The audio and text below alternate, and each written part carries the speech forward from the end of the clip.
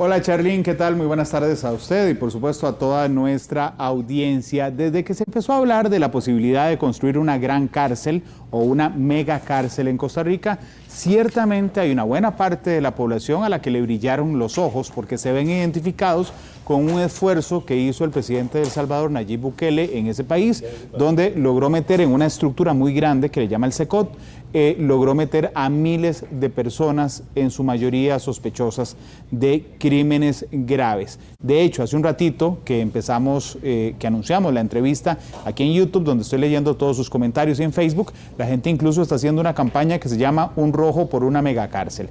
Como es un innegable tema de interés público, invité hoy a Noticias Repretel al ministro de Justicia, don Gerald Campos, para que hablemos de este tema y que nos diga si es una expectativa o es un plan cierto. Don Gerald, bienvenido, ¿cómo le va?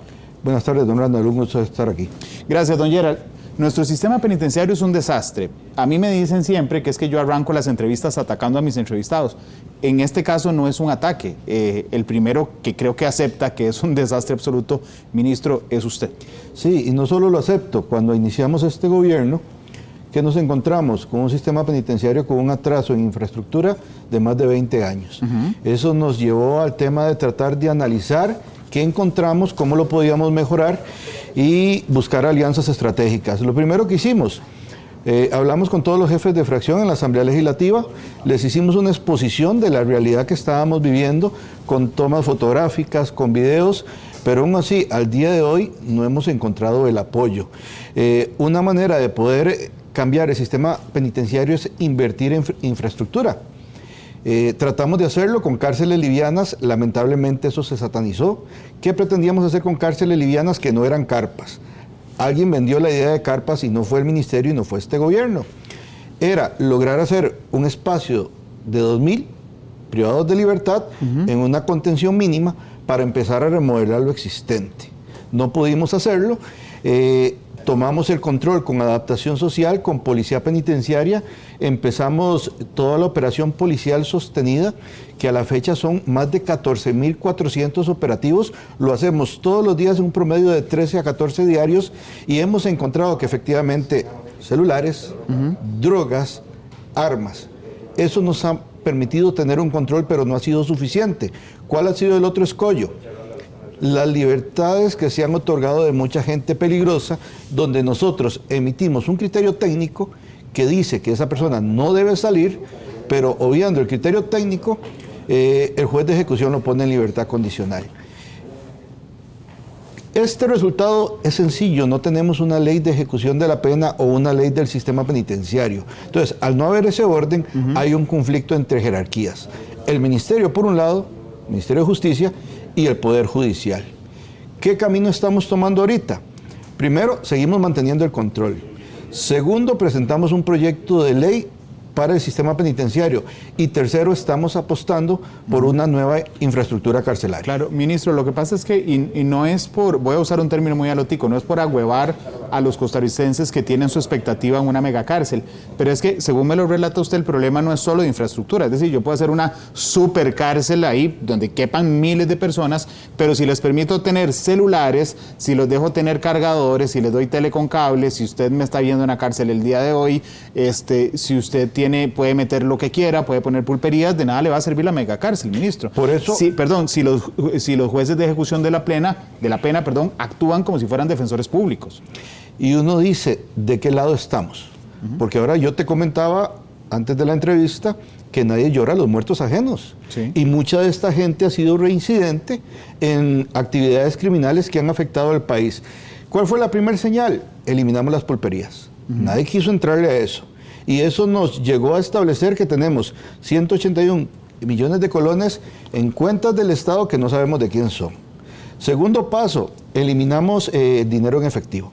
Y ellos no pueden tener dinero en efectivo.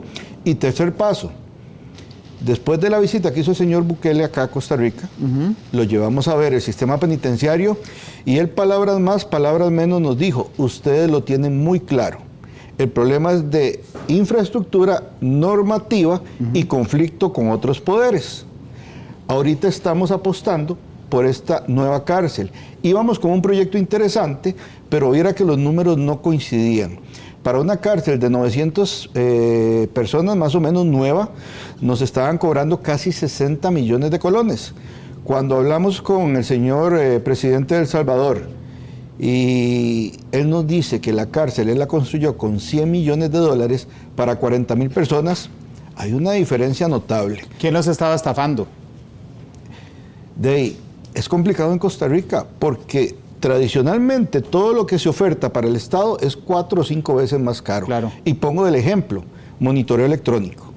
Cuando se inició esta figura del monitoreo, el Estado comenzó pagando 17 dólares por día por aparato. Nosotros en este gobierno lo adjudicamos en un promedio de 7 dólares, con un ahorro de 10 dólares. Don Gerald, perdón, ya sigo con el tema de la megacárcel y discúlpeme, pero no lo puedo dejar pasar. Es que el ministro de Justicia viene y me dice con gran claridad, eliminamos las pulperías, ¿okay? Eliminamos el dinero en efectivo. Y déjeme irme para el frase, es que en qué cabeza cabe que en una cárcel haya una pulpería y haya dinero en efectivo. Es decir, cualquiera que haya visto una película, por mala que sea, digamos, no ve una cárcel con pulperías y con dinero en efectivo. Digo, ¿por qué existían? El chiste se cuenta absolutamente solo. Y ahora no pagan en efectivo, ministro. Pagan por Simpe, porque todos tienen celular ahí adentro, hacen el Simpe pagando los bienes. Entonces, ahí entramos al tema del bloqueo. Desde que iniciamos, comenzamos con reuniones con las operadoras, porque en Costa Rica el bloqueo por ley es una responsabilidad establecida por el legislador para las operadoras. Los sentamos en mesas de trabajo, empezamos a estar monitoreando y nos dimos cuenta que no se habían socado la faja. Entonces no nos quedó más remedio que presentar una denuncia penal contra las 3 operadoras. Esperemos que ahora sí entiendan que se tiene que hacer y cumplir la ley. Con lo de la cárcel nueva, sí, obviamente la requerimos. Fuimos a El Salvador, visitamos las instalaciones del SECOT, pero también visitamos las otras cárceles. Las que no son SECOT ni famosas las que no son ni nada. SECOT, ellos tienen una que se llama Cero Ocio, donde hay 8.500 personas privadas de libertad, pero trabajando. Okay. Y le construyen toda la infraestructura al Estado. Es interesante, por cada día de trabajo le reconocen 2, pero han hecho un estudio del perfil criminal. ¿Pero qué hacen? ¿Pupitres, escritorios? Pupitres, escritorios, okay, muebles, ropa, en cocina, alimentación, todo eso lo produce. Ok, usted fue allá, ¿verdad? Visitó el SECOT, visitó también las otras cárceles, ministro, y entiendo, porque usted venía muy feliz, lo vi en Atenas contándole a Costa Rica eso, de que le dieron los planos. Efectivamente, nos reunimos con el equipo técnico, vimos cómo es la construcción de este tipo de cárcel con 2 palabras, sentido común. Es que a veces somos tan ingeniosos.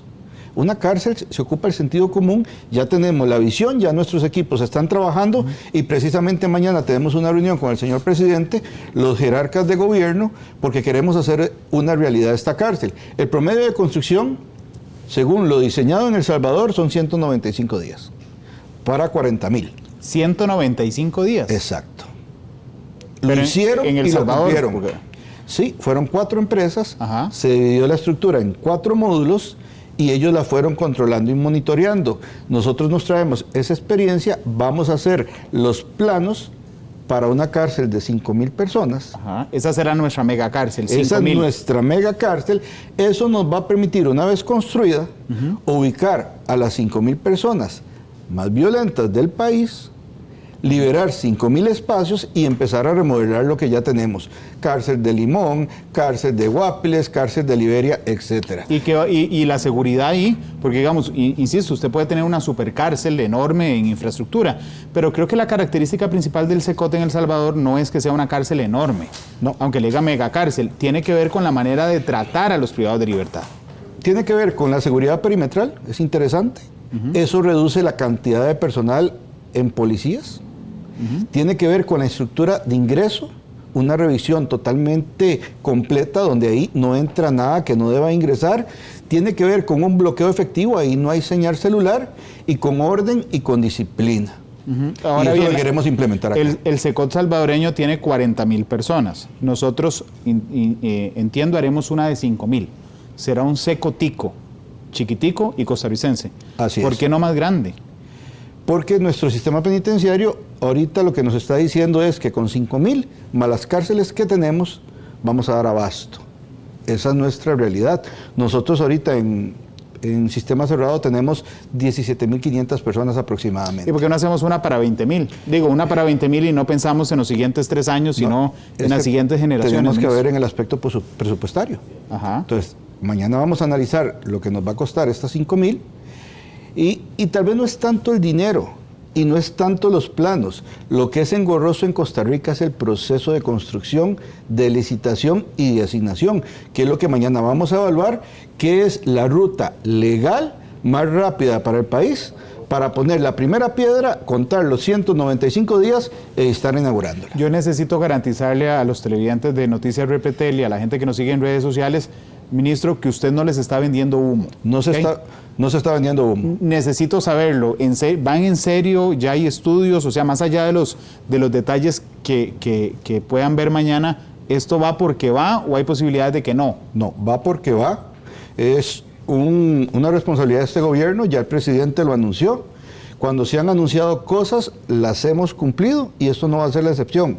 Lo que necesitamos definir es el modelo que vamos a seguir, porque ya sabemos el plazo que vamos a durar construyendo. Ajá. Pero la etapa previa de todos los permisos, del terreno, de la adjudicación, es lo que mañana nosotros vamos a analizar y del financiamiento que vamos a requerir para esta cárcel.